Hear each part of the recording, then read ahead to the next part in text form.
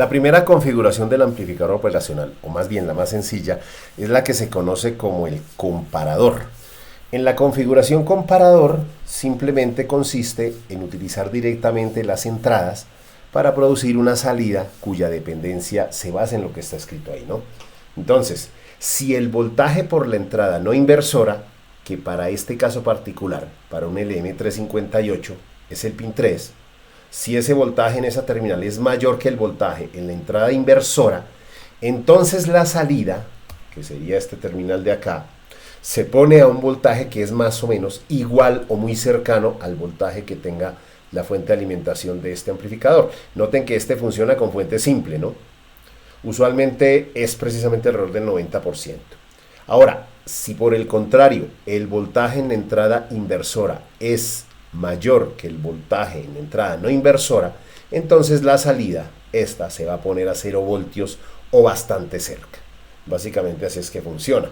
Bueno, lo hicimos con el M358, que básicamente es una versión parecida al M324, solo que en vez de tener 4 amplificadores, tiene 2 amplificadores internos. Es más o menos como partir este elemento en la mitad, más o menos. Ahora, en realidad, perdón, estaba hablando de el 324, este. Entonces, en realidad, el mejor amplificador para trabajar como comparador es el LM339. El circuito es este. En este circuito tenemos lo siguiente. Este es un LM339. Verifiquemos.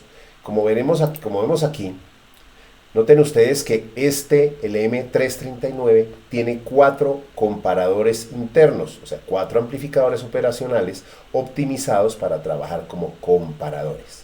Entonces, estos comparadores, por ejemplo, el número 1 tiene la entrada inversora a través del pin número 4, la entrada no inversora a través del pin número 5, la salida en el terminal 2.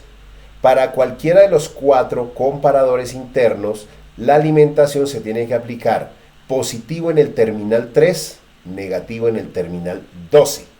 Por eso, si venimos acá, nos daremos cuenta que en efecto, el terminal 3 va conectado a positivo, el terminal 12 va conectado al negativo de la fuente, y aquí lo que tenemos es un circuito típico.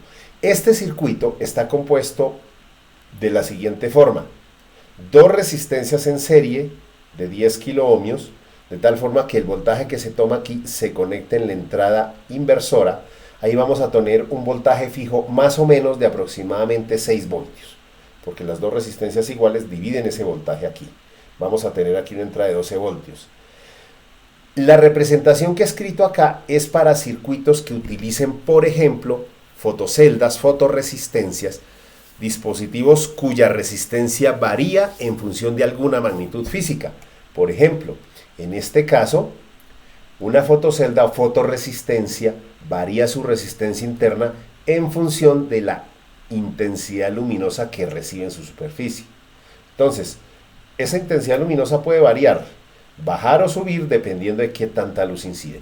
Entre mayor cantidad de luz esté sometida, por ejemplo, esta fotorresistencia, pues menor será su resistencia interna. Cuanto mayor condición de oscuridad tenga la fotocelda, pues se aproximará a mayor valor. Pero más o menos podemos decir, casi garantizar, que la resistencia en total oscuridad de una fotocelda supera los 10 kiloohmios. Eso hace que cuando hay sombra, por ejemplo, cuando está en completa oscuridad, el voltaje en la entrada no inversora es mayor que en la entrada inversora. Por lo tanto, aquí tiene que haber un voltaje que se pone estado alto, muy cerca de los 12 voltios, y que permite, aquí puse una resistencia muy alta, ¿no? La resistencia aquí puede ser de 1 kiloohmio perfectamente, 1 kiloohmio, para que alcance a prender, ¿no? Entonces aquí esos 12 voltios van a estar en estado alto cuando el voltaje que hay en esta entrada es superior al voltaje que hay acá. Entonces el LED deberá encender.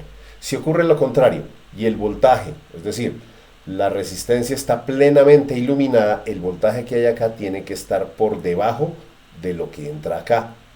Y por ende, esta salida se pone a 0 voltios y entonces no va a encender el LED.